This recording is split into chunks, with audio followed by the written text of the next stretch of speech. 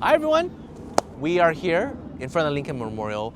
We just finished a National Day of Action and we were able to meet with several senators and congressmen and ask them a lot about immigration policies going forward, right? Everybody got slotted with different people. Most of the people are in your district. So the Southern California chapter, we all gathered together.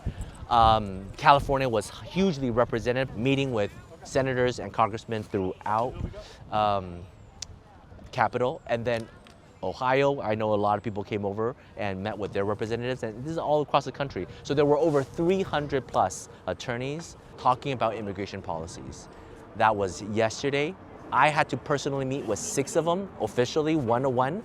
And then of course during the luncheon and the dinner time, we met with a bunch more. And we got to talk about the bills that they wanted to pass. We got to talk about the bills that they did pass and what the impacts are being implemented. For example, the E-Verify. We got to meet with Democrats and Republicans. We got to predict about what's going to happen at the November election and how that's going to change the immigration landscape. We got to talk about the next 2 years. We got to talk about the next 10 years.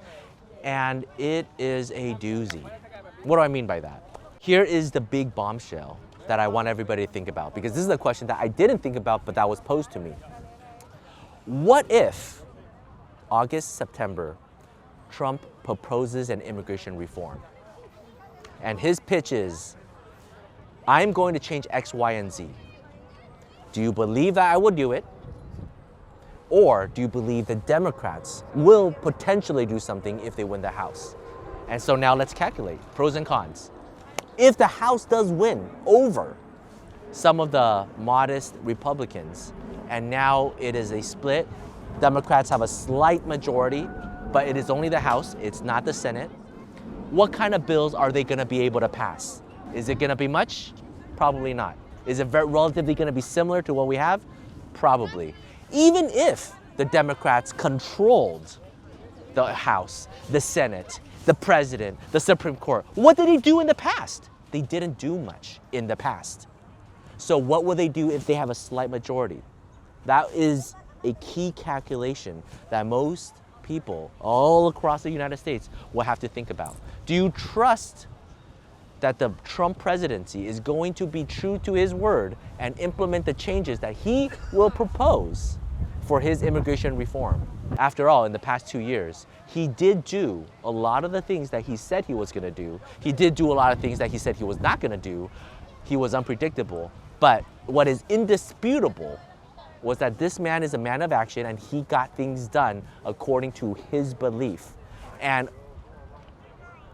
if August, September, October, he proposes an immigration reform, it's not going to be happy. It's not going to be what everybody wants. It might increase a lot of student visa to certain countries. It might increase the H-1B for a lot of people. It might increase the wage level. It might help the tech companies. It might harm the tech companies. It might help farm workers. It might help STEM OPT students. It's not going to make everybody happy. But guess what? For the Democratic caucus, they also can't agree on what to implement. So what are we stuck with? Here is the genius of this move. If Trump does propose this immigration reform, and in the November election, people do, in fact, keep the House Republican controlled, then he has another 2 years to mark his legacy and win.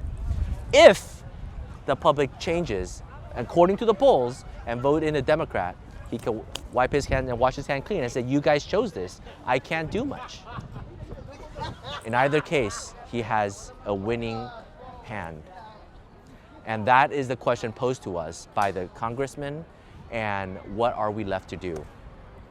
And so the next 2 years, it is anticipated that there most likely won't be any huge immigration reform.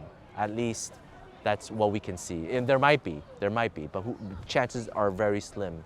And the question is, what kind of immigration reform do you even want? What kind of consensus can we get? And so that is the big question. Are we gonna do something for the dreamers? Are we gonna do something for the people who are on 245I? Are we going to do something for business immigration? Are we gonna do something for H-1B? Are we gonna do something for college-educated STEM students? Are we going to do something about nurses, about farm workers, about the people in the construction? Are we going to do something and change the immigration law? And what are we going to change and who are we going to serve? That is the question posed to us. I'm part of AILA. We have all the guidance. We want certain bills to pass. We don't want certain bills to pass. But you know what? These congressmen are saying, why are you even talking about this? We can't even get to base one. We don't have the authority. You're preaching to Democrats.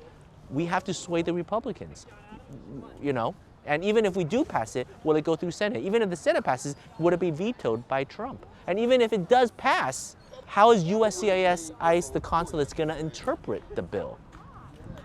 I felt and see so much cynicism, weariness, helplessness, powerlessness in these offices. And it reminds me that the work to be done is here and now with individual cases. It is not at the grand level in Congress to pass laws. That work is important, but to move that needle takes so much.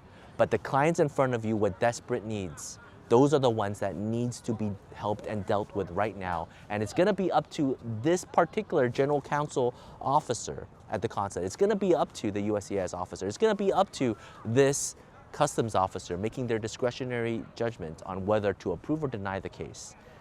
It's gonna be up to the immigration judges. It's gonna be up to each individual case. And that is the new reality that we're faced with. This is the new normal that we have to go through for the next 2 years or potentially 6. So we'll see.